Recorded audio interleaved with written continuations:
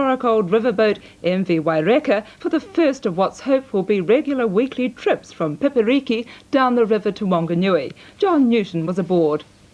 More than a few of the passengers who arrived at the Pipiriki jetty on Saturday were just a little apprehensive about the trip lying ahead of them. It's hazardous to the extent that, you don't want any tomfoolery, and you've got to have a very experienced driver, someone who knows the snares and snags of the river, the channels, and there are one or two dicey parts where the historic channels have broken down, so you're reasonably hazardous enough to get your blood boiling a bit.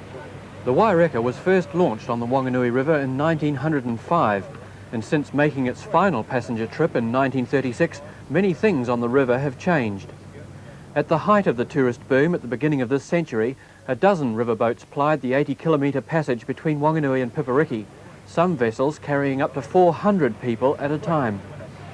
The Waireka is the last one in working order, but it has to cope with a much lower river level these days because of hydroelectric draw-off, which makes crossing some of the rapids a little awkward.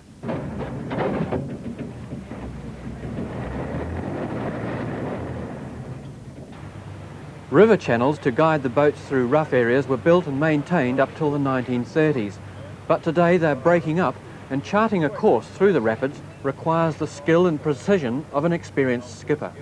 Of course, passengers have to be prepared for the occasional mercy mission as well.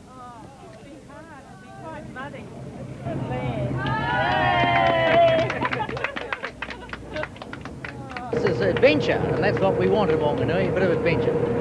So you think we might see the return of this as a regular occurrence? Oh, I hope it will be regular, because this is the type of thing we need right throughout the country, not just Whanganui, to encourage tourists to come to New Zealand and take advantage of what we've got to offer.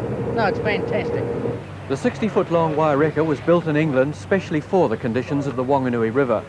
Its skipper says the old boat seems to feel happy again now that it's riding the river rapids, and both boat and skipper are looking forward to a new era of riverboat travel.